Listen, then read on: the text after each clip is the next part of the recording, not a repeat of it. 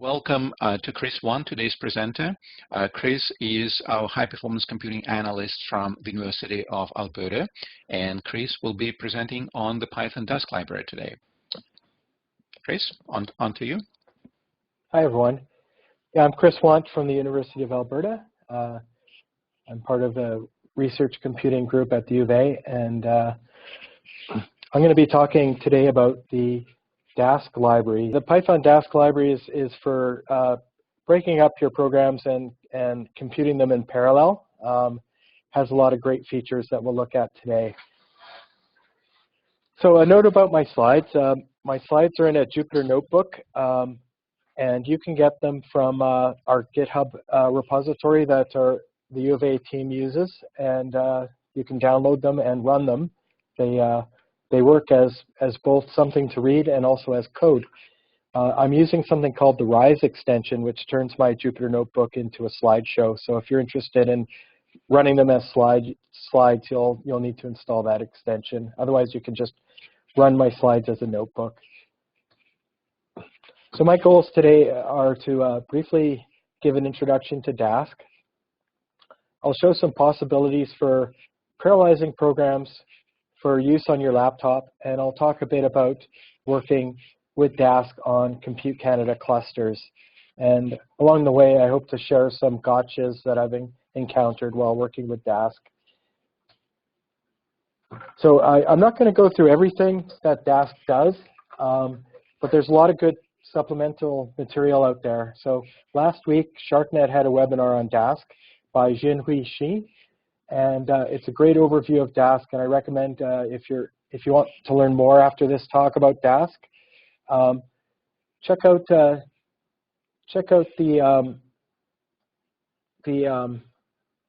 presentation on the YouTube SharkNet channel. Now, as part of the research computing group at the U of A, we run research computing boot camps quite frequently. And here's a link to the the slides for our workshops that we do. And I'd also recommend, if you want to learn more about DASK, to Google for DASK tutorial. The people who create DASK, they have a repository on GitHub of Jupyter notebooks that you can run, and you can learn every feature of DASK.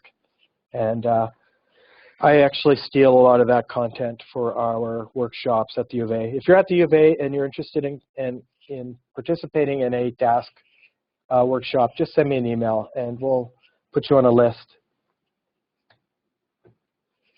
So DASK is a library for performing parallel work in Python. It breaks work up into tasks and executes the tasks that it creates in parallel when possible. So it provides tools to create task graphs. We'll see some of those coming up. And once you have a task graph, it has schedulers to run these tasks in various parallel ways. And it also supplies data collection classes that act like other data manipulation packages that you might be familiar with. So for example, there's something called a DASK array, which is like Numpy on steroids. There's also something called a DASK data frame, which is like the Pandas library on steroids. So it gives an interface that people will be familiar with, but also gives the parallel possibilities to help speed up work. So for installation options, I recommend, and this advice is for Python in general, but for Mac, you can use Conda, or I personally use Homebrew to get my Python distribution, and then I use virtual environment and the pip command to get all my packages, including DASK. And I'll show a little bit of a demo of this later on when we're working on a cluster. For Windows, I highly recommend using the Conda package manager for installing Python and DASK and a bunch of other data science type packages. For Linux, I recommend using your package manager such as apt-get or RPM or yum to get your Python, and then use virtual env and pip to get your your Python packages such as Dask. On Compute Canada, we use a shared software stack, and the command to get to load up Python is module load Python, and then you have the version number. Currently 3.7, although I guess 3.8 came out this week, so pretty soon that'll be the new one to use. And then from there you can use virtual environments and pip to get Dask and other software. In teaching our workshops, we found that some people just have problems installing Python and the libraries and stuff. So for them, I highly recommend using the Google Collaboratory. So if you Google for Colab, you'll get a notebook session that looks a lot like Google Docs, and it integrates with Google Docs. It's actually really cool. And Jupyter Notebooks, you can run them from there. You can load them from GitHub repositories, and that's a nice stress-free way to install some of the requirements required for running Dask and running Python code in general. Okay, so if you take one thing away from this webinar, it's that Dask delayed is really handy and really cool and a really cheap, easy way to get parallelism into your existing program. And so we'll take a look at what it does. So we'll explore this by looking at the world's second worst adding function. So it's predictable, but it's also easy to understand, which is nice. So let's take a look at it. It's called slow add. So it adds two numbers, but before returning the result, it sleeps for 1 second. So I'll run that cell to get that function definition into my Python kernel. Okay, so here's an example of using slow add to calculate some numbers. So in the first line of code, I run slow add on 1 and 2. So the result will be 3, but it'll wait a second before giving me that. On the second line, I slow add 2 and 3. So the result is 5, but it waits a second. So x is 3, y is 5. I can plug that into both of those back into slow add, and it'll add 3 and 5, but it'll wait another second before giving me the result in z, which will be 8. And we can run that, and we'll wait 1, 2, 3, and there's our result. After 3 seconds, we get the answer is 8. So here's something that you should notice is I've made a slight change to the program. I've basically swapped the y line and the x line.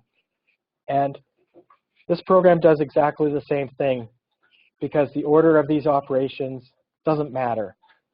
So whenever you see something like this, you should say to yourself, hey, if those things can be run in different order, then potentially they could be run at the same time.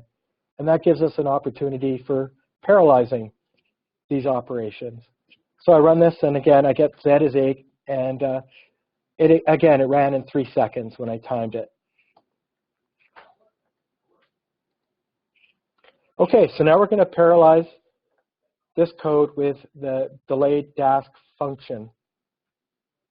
So in order to get this function, we'll load it in from the Dask package. And this is what it looks like when we're trying to parallelize with Dask. So we have this delayed function. For the argument, we're putting our slow add function, and then we have our arguments at the end. And we could do that for the x line, for the y line, and the z line. When we run this, we'll take a look at z. Z is no longer 8. It's actually this thing, a delayed object. But the great news is now it runs in 289 microseconds. Okay, that's not true, and it's also impossible for it to run in that amount of time. What it did is rather than computing what the value of z, it created a task graph of what it would take to compute that z value from before. And in order to compute z, we actually have to run a function called compute. So this will take our task graph, and it'll schedule it for execution and give us a result. So I'll run it. And good news, we went from 3 seconds to 2 seconds just by converting our program into a task graph. So we can, Dask provides tools for us to visualize a task graph. So I can run this visualize method on Z. And this is what it looks like. So here we are computing X. Here we are computing Y at the bottom. We feed those into the function for Z. And so we get 1 second on this line, 1 second on this line. So this is why it takes 2 seconds instead of 3 now. And Dask figured out the dependencies that were required. And this is the graph we get out of it. I'll just mention that this graph was computed using the GraphViz package. So that's actually a library plus a Python package. So you have to install both. When I teach Dask workshops, some people get really hung up about this because this will break. But these graphs, looking at these graphs isn't essential for running Dask. It's kind of cool and handy. And you might have to work a little bit to get GraphViz working so that you can get these packages. Okay, so how about a list? So here's a list with 8 things. And we'll want to perform a for loop on the list. So here's what a sequential code would look like. So we're going to run slow add on everything in our data list, so 8 objects. And we have a results array that will append our answers to. And then at the end, we'll sum up all of the answers and provide a total. So if I run this thing, you can say, OK, slow add is taking 1 second for 8 times. So you can guess that the result will be computed in 8 seconds. And the answer at the end of all of that is 44.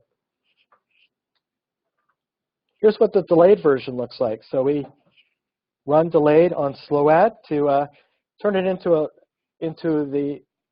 break it up and turn it into something that is part of a task graph. And at the end, we run delayed on the sum function. And we can run it now. And it took no time because we didn't actually compute. We just created the task graph, and our thing called total is now a delayed object, not the actual number that's computed. In order to do that, we can run that compute function again, and it takes 1 second. So it went from 8 seconds to 1 second. Now I'm kind of spoiled. I have a Mac laptop with 8 cores, so that's why it took 8 seconds rather than another number. If my original data array had, let's say, 9, 10 objects in it, numbers, and I recreated my task graph,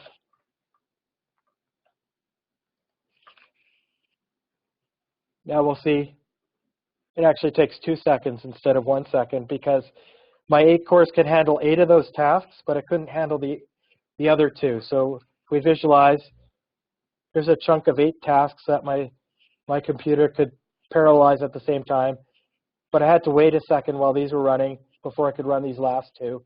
And summing these numbers takes no time whatsoever. Well, it takes a little bit of time, just negligible. So it's kind of nice to, if you can break up your problem into multiples of how many cores you have. Okay, maybe I'll stop for a second. Are there any questions from the audience? Going once, going twice, and I'll continue. Okay, so now we've seen this delayed thing creates task graphs, and the compute method runs the task graph. The thing that runs the task graphs is called a scheduler, and Dask has 2 families of schedulers. One is called a single machine scheduler, and the other is called a distributed scheduler, and we'll look at both.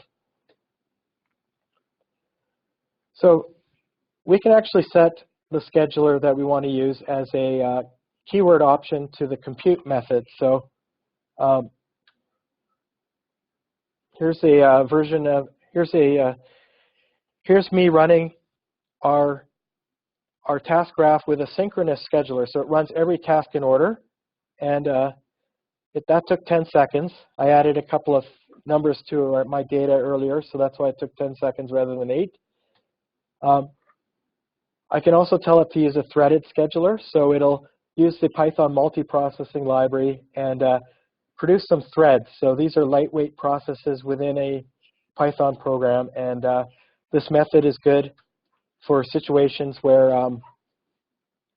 you're running a lot of Python that wraps C code and stuff like that. It's more efficient to run the threaded scheduler, and in this case, it took 2 seconds, same as the default. So this is the default scheduler when you run compute. I can also say, okay, I'm going to use that threaded scheduler again, but I want to reduce the number of workers to 2.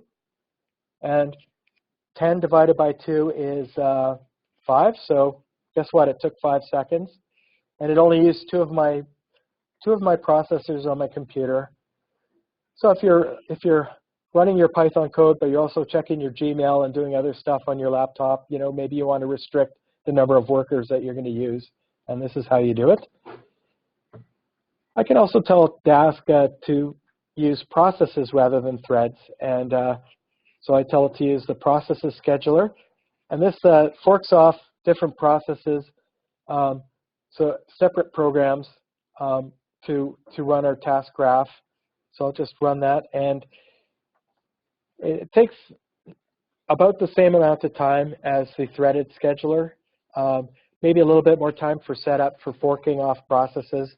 This is a good option for when the things that you're running in each task use a lot of Python code. So you might want to use this scheduler for that situation. And again, I can tell it to only fork off 2 processes and run my task graph. So, and yeah, it takes 5 seconds again to compute.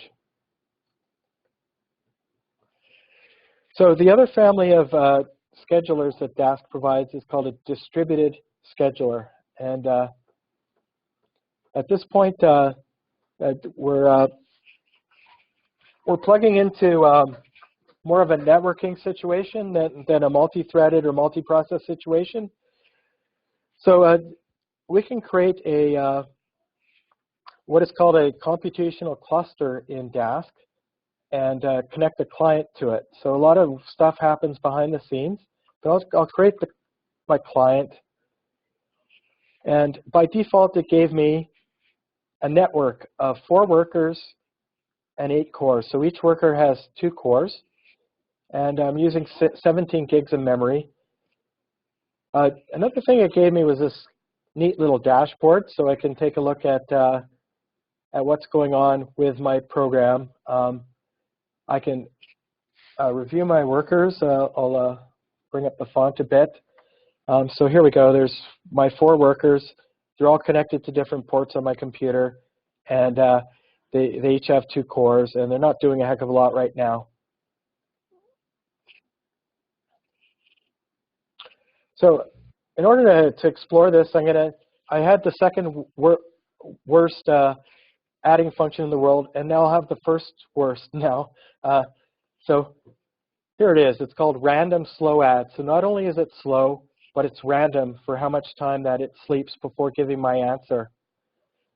I suppose I could make this function even worse by having it return the wrong result, but I'm not going to go down that road. So I'll claim that this is the world's worst adding function anyways. So it's going to sleep sometime between 8 and 14 seconds before giving me my answer, and it'll be random. So I'll create my Dask task graph again using random slow add. The reason I'm doing the random slow add is it'll give some interesting results when we visualize the execution of the tasks. So we'll look at that in a sec. And okay, I'm going to do a little bit of a switcheroo. So I'm going to compute my result, and I'll switch over to the dashboard and take a look at what's going on at the same time. Let me get the status panel ready. And here we go. Off it goes. So if you look at the bottom here, it says it's going to do 9 tasks. 8 of them are random slow adds. 1 is a sum. And you can see the work getting done. And eventually, at the end, it runs that sum. So each of these blue bars are the random slow adds. And this little red thing is the sum that it did at the end. And at the end, it took 13 seconds because one of my workers was unlucky and got a random number of 13 seconds. One of them got 12 seconds for its random time to sleep. A couple got 11. One got 10. One got 9. A couple got 8. And so the nice thing is that the time, if this was sequential, we'd have to add all these numbers together to execute this code, and it would be a long time. It'd be about a minute or so. And instead, we took 13 seconds to run. So it's kind of cool to visualize these task graphs getting executed, but it's not necessary. The package you need to make that work is called Bokeh, and yeah, if you install Dask and Bokeh doesn't work for you, don't worry about it. It's one of these nice perks, but it's not necessary if you just want to compute some code. Okay, and then when we're done with our computational cluster, now I think you'll notice that there's going to be some terminology confusion soon because the word cluster is used in Dask, but in Compute Canada we also have clusters, which are machines. There's also the word scheduler in Dask, and in Compute Canada we also have schedulers for people to schedule in batch work on our clusters, our computational clusters. But anyways, we can close down our cluster by closing down the client. And now it's no longer the thing that Dask will use to compute results. It'll switch back to the threaded scheduler rather than this distributed scheduler. And we can bring it up if we want with different options. So I can create a new distributed cluster. It's called a local cluster, and connect a client. So this time I get 8 cores and 1 worker. And again, I get a new status thing, and my workers tab shows me my 1 worker with 8 cores. And if we want, we can go back and resubmit our work on this new cluster. And it's going to look pretty much the same as our code gets run.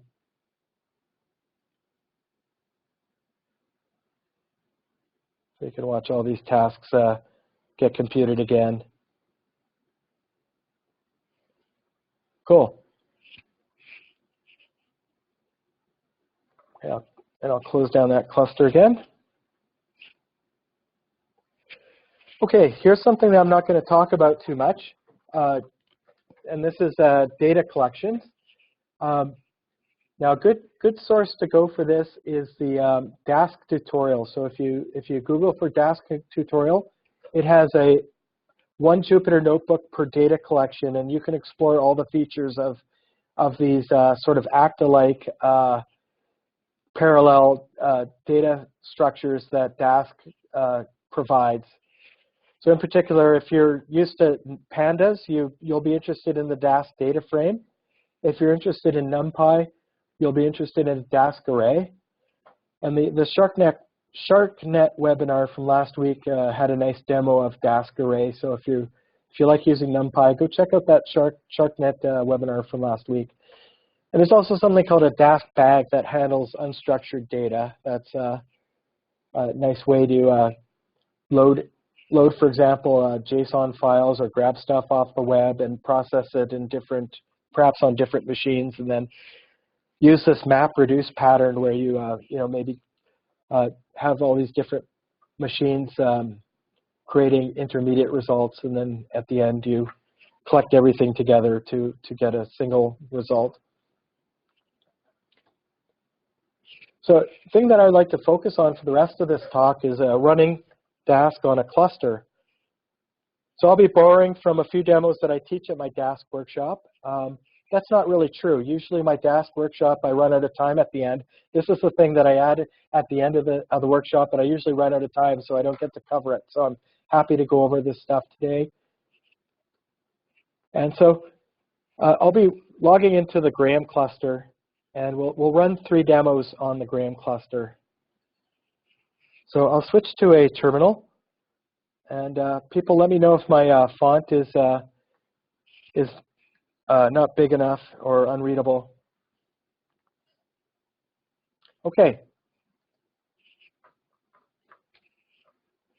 So the first thing I'm going to do is I'm going to create a working directory for my demos, and I'm going to cd to it. So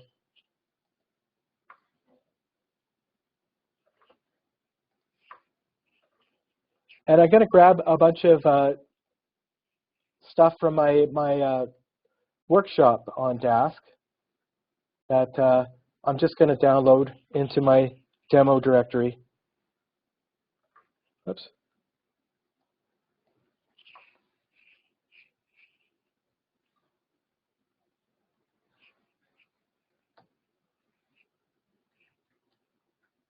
Sorry about that. Sometimes I get confused with copy-paste on a Mac. Okay.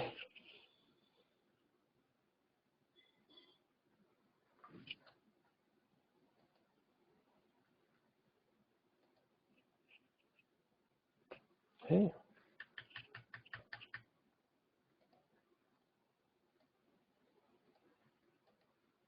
Okay, I've done this, gone through these steps about 10 times, and it worked every time except for now. So let me try that again.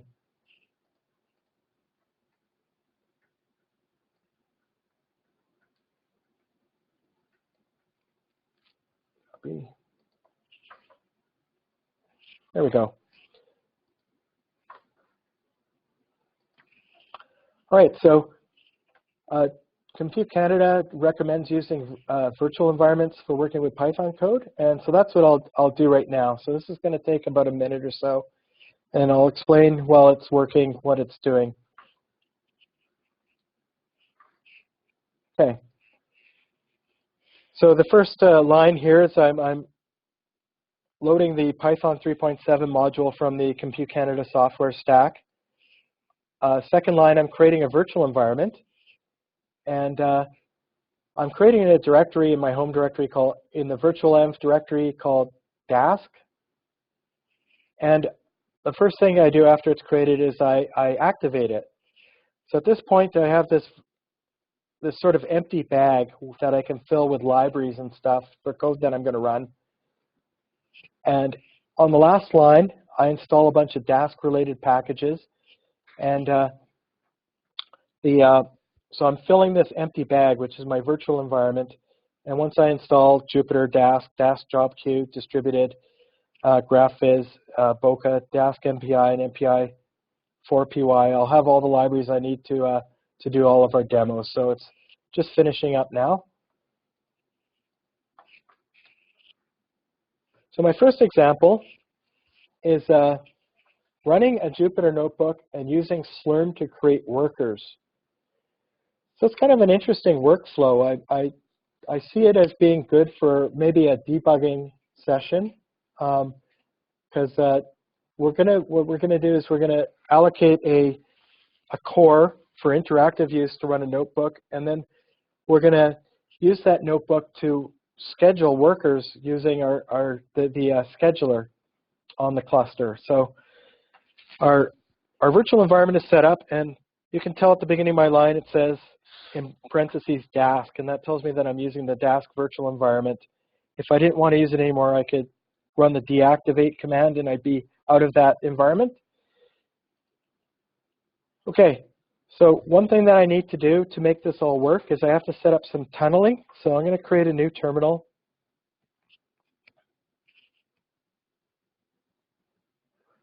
And on Mac and Unix systems, and other Unix systems, you can run this command called sshuttle or sshuttle. And this will do some cool networking stuff. It'll make our home computer or laptop look like it's part of the Graham cluster in a way. as far as networking is concerned. If you're running Windows, S-Shuttle probably won't work, so check out the Jupyter documentation on Compute Canada for some alternatives for tunneling. This is all in support of tunneling a network connection to the Jupyter Notebook server on the cluster. Okay, so I have to put in my root password, and then I have to authenticate over the network to Graham. And it says client connected, and that's all that we get from this terminal here. Okay, so now my laptop is essentially like a part of the Graham cluster. So now what I'm going to do is I'm going to allocate a core on Graham so that I can run my notebook server. Now, in theory, you could run your notebook server on the head node, but if you're doing a lot of computational work in your notebook, a system administrator might get angry at you. So the good thing to do is to allocate a core, or depending, whatever resources you need to support your notebook server through the scheduler. So I use salloc to get an interactive session. And now I'm running on the machine Graph39. It gave me a core there for my interactive job. Now finally, I'll switch into my DASK cluster examples directory. I'll activate my virtual environment, and then I'll run my Jupyter Notebook server. And we're ready to go.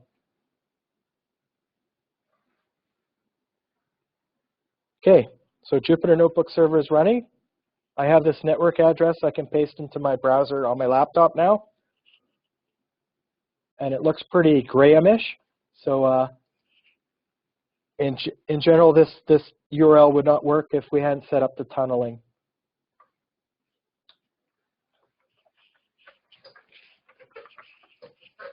There we go. We're running on Graham. Here's the all the files that are on Graham that I downloaded, and we're ready to run our demo, which is in this notebook.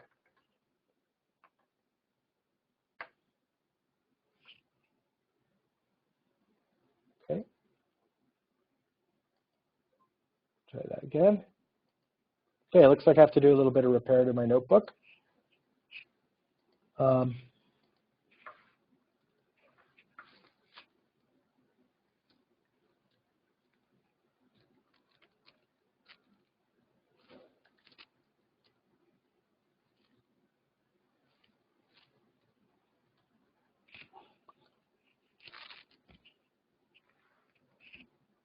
Let's hope that works. Yes. Gotta love demos, right? You know it. Anyways, it's working, so we're happy. Okay, I'm gonna up my font. So we're gonna use something called a slurm cluster in our notebook to provision workers. And I have a function called what's my number. Here it is here. I give it a number. It tells you what host it's on, and it tells you your number. So it'll say the number. So if I gave it the number 1, and I was running on the machine Gra9, it would say the number on host Gra9 is 1. Then it sleeps for 2 seconds, and then it returns. Well, it puts its output in a string and returns it.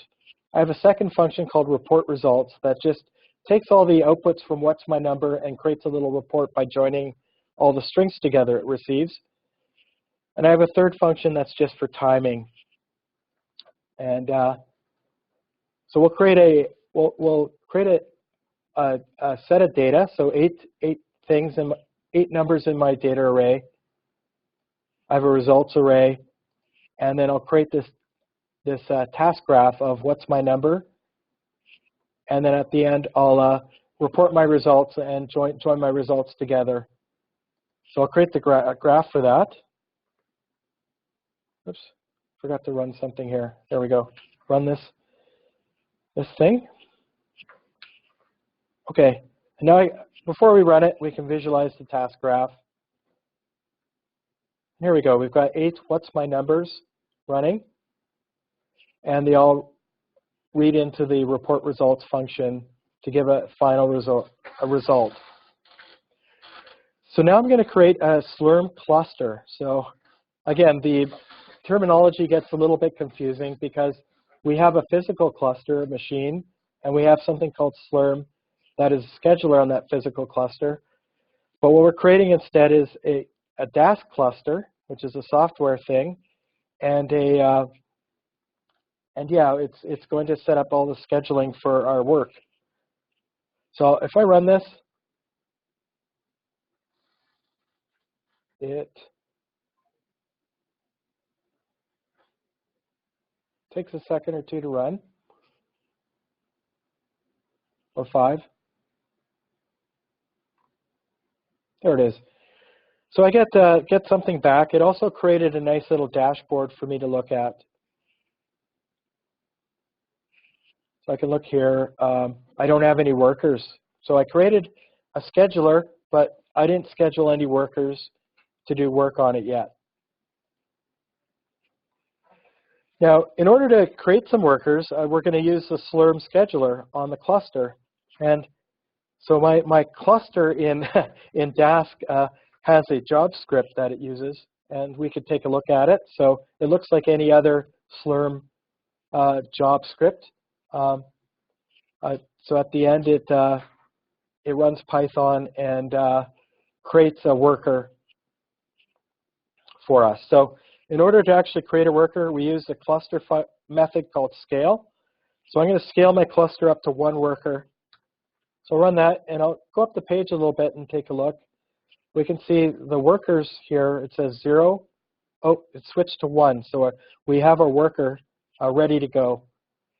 And I can actually look at what's going on here by looking at the job queue for my user. So I see 2 things in the queue. In particular, I have this function here this is my interactive job that runs a notebook, and here's my Dask worker that was provisioned through Slurm. And now I can run my job on the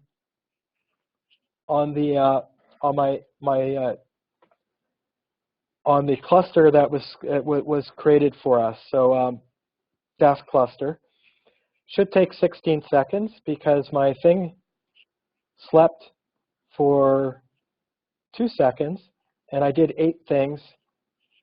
So when I provisioned 1 worker, here we go. It took 16 seconds, and the output was it joined all the strings together on host gra 96, and it gives me all these output strings for each of the jobs or subtasks that were run. Chris, somebody's asking to show the dashboard, if possible. Yeah, sure. I'll run that again, and I'll show the dashboard. Let me get the dashboard ready. So here's the workers tab. So we can see that 1 worker there has 1 thread, and I'll put it on the status page, and I'll run that task graph again.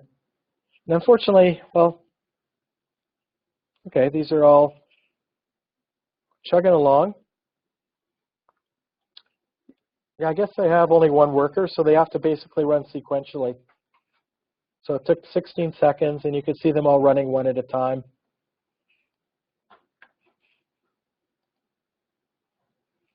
Oops. Okay, so I don't want to wait 16 seconds, so let's scale our cluster up to 4 workers. So if I look at the queue, I'm pretty lucky I get my workers right away, but now I've got 4. I have my original interactive job for my notebook, and then I have my 4 workers here. You can see the times left, so each of my workers are only going to live for 15 minutes. That first one's only got 12 minutes left, and the new workers have a bit more time. If I look up here, I can see that it's now got it's actually still trying to provision the workers and get them going. There's some controls here for doing the scaling too. I don't really play with them. So my 4 workers are all up and running now, and if I look back at the dashboard at the workers tab, I can see I've got 4 workers again. And yeah, and I can run my run my task graph again on there, and again, I'll switch back to the thing. Oops, it went faster than I can do, so I'll run it again.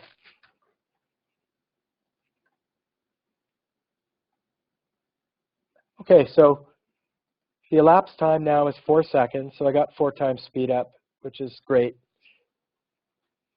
But yeah, I don't want to wait I don't even want to wait 4 seconds, so I'll scale my cluster up to 8 workers. Take a look in the queue. You can see my, again, my interactive node, and then now I have 8 workers that are running. I can come up here and take a look. So it's got 7 online. So far, it's still waiting for the 8th one to come online. Give it a second or two.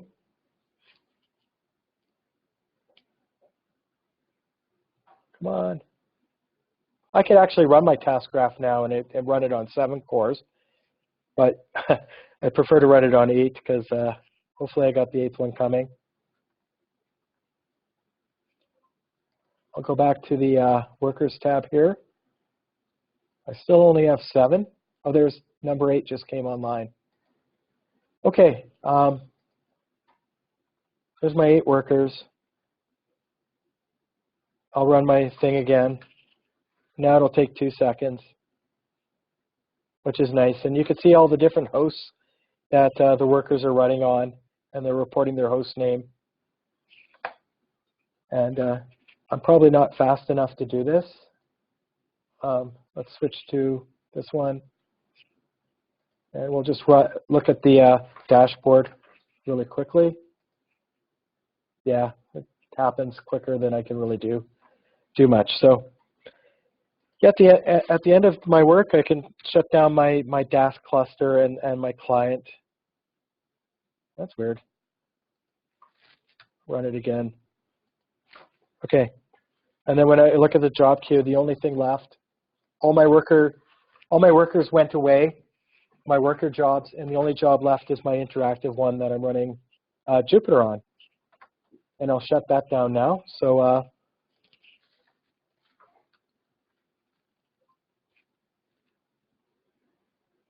okay, so now I've returned my core that I was running my Jupyter notebook on to the rest of the cluster for other people to use.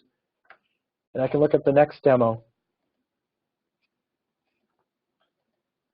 There were a couple of questions in the chat. Yeah, sure. The first one is, are there any package restrictions when using DASK? So I guess the question is whether you can schedule functions, well, delete functions that call some other packages, and are there any restrictions, I guess? I don't think there should be. Yeah, I would say give it a try, and if it works, great. I did have some issues with, like, for example, my random function. I had to do kind of a strange setup. So let me see if I can find that definition again. Okay, the world's worst adding function. So I originally did from random import randrange, and then I just ran it like this. And the problem that I was getting is when it was running on the DASK graph, it would return the same random number each time I ran my function. So I don't know what lesson I get out of this other than, maybe if you're calling packages, try and import the base package and then run, each submodule within that package and do it that way. So that was the one sort of gotcha that I got. But other than, I'm not sure what the limitations are. I suspect most things should work quite well. Are there any other questions? So there's another longer question in the chat. If you can open chat for yourself because it's fairly long. Sure. It's about large files. Okay, so that's the one from AMIRHSI. Yes.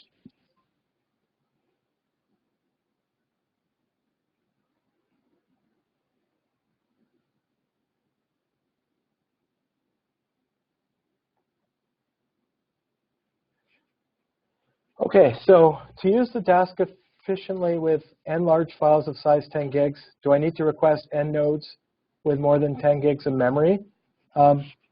Probably. That would be my answer. What about the files themselves? Are they on my own home folder or each of n files copied to one of the n nodes? I think the recommended best practice would be to maybe stage them in on onto each node that you're working on. But I don't think it matters that much for if you're only doing 10 files. When you run a job, you get an environment variable called slurm tempter that you can copy files to on the actual node, and that should give you the best performance, better than running from your home directory. I don't recommend running on your home directory, but maybe from project or scratch. So yeah, so that's so the answers for the answer for both questions is probably. So I hope there's something you can get out of that answer. Any questions other questions before I go on? Okay, so the next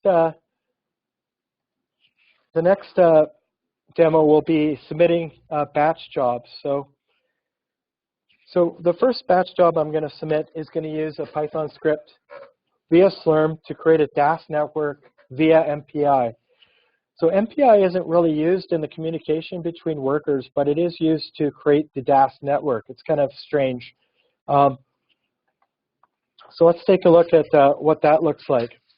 So I'm back on Graham head node, and I have a Dask MPI submit script. And so it looks like a pretty vanilla submit script. I give an accounting group, I say 15 minutes. I'm going to ask for 8 cores and 4 gigs of memory per core. I source my virtual environment. Now, people new to virtual environments will notice that I didn't have to module load my Python anymore.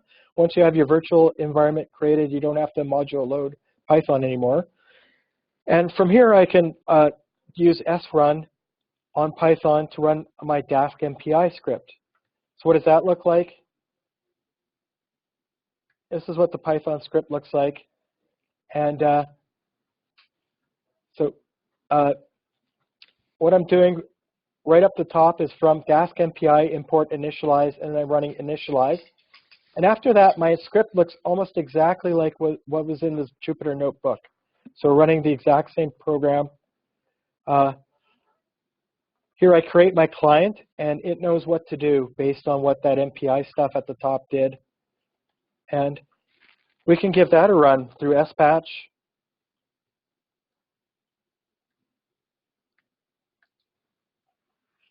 Okay, so I created a job, and oh yeah, watch this. When I ls my working directory, look at all the stuff that's left over. So that Jupyter notebook example, all those workers created slurm out files, and there's a lot of junk in my work directory now. But for now, we'll take a look at my current jobs output file.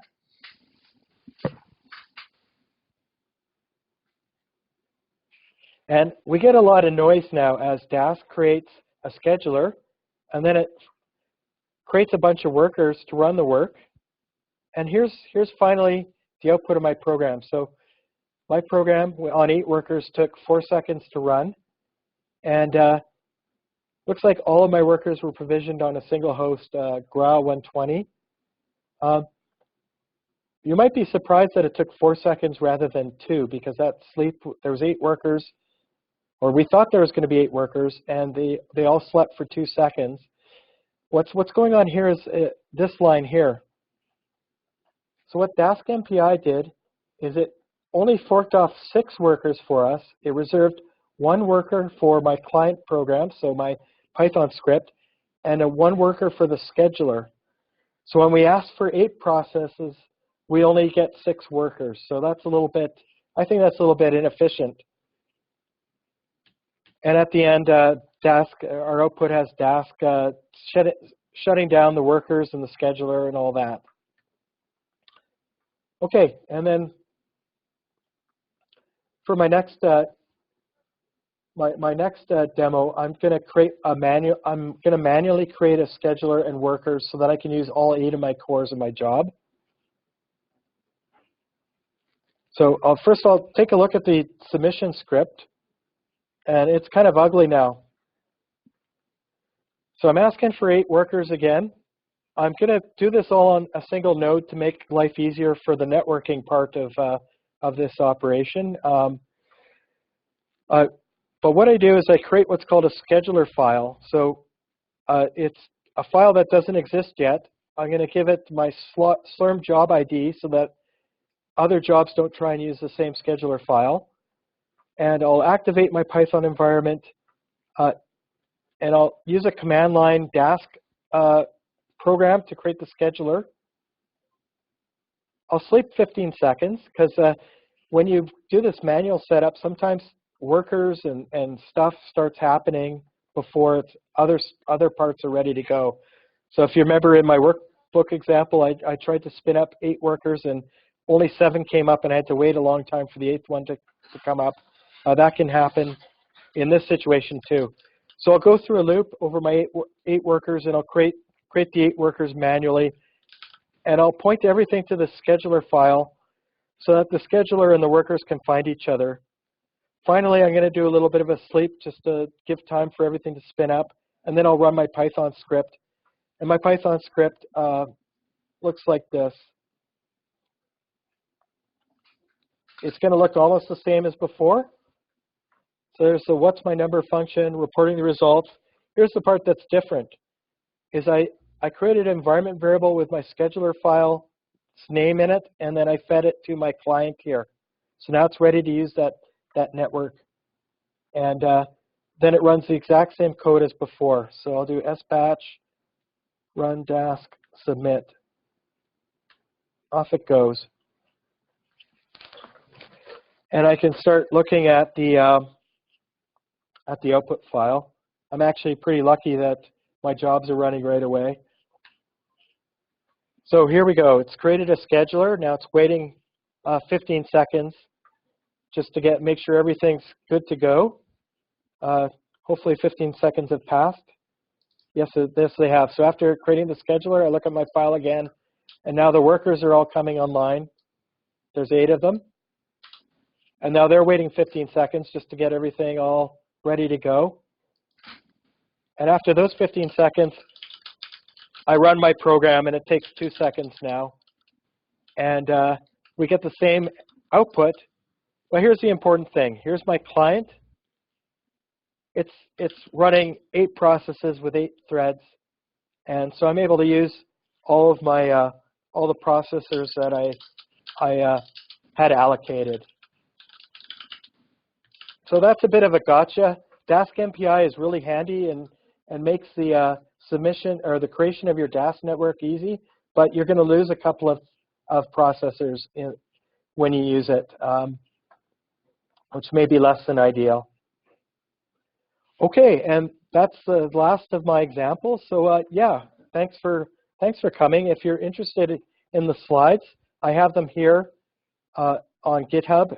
You can grab them for this talk. I also have my workshop notebooks, which you might be interested in too.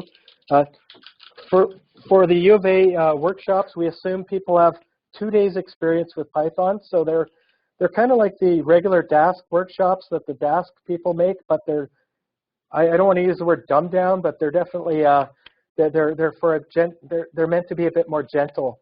So you might want to check them out. All right, so I'll just open the floor to questions. Any questions?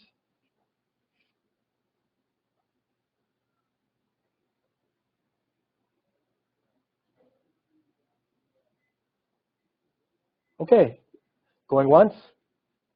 I'll just read the chat really quick. Don't see any questions there. Okay, I'd like to thank everybody for coming today, and I hope you enjoy using Dask. If you need help with Dask on Compute Canada clusters, send an email to support@computecanada.ca, and one of our analysts will get to you about that. And if you're at the U of A and you're interested in Dask or Python training, send me an email. Thanks for coming today. Well, thank you very much, Chris. That was really fantastic. Looks like a very useful package. Cheers. Cheers, Alex.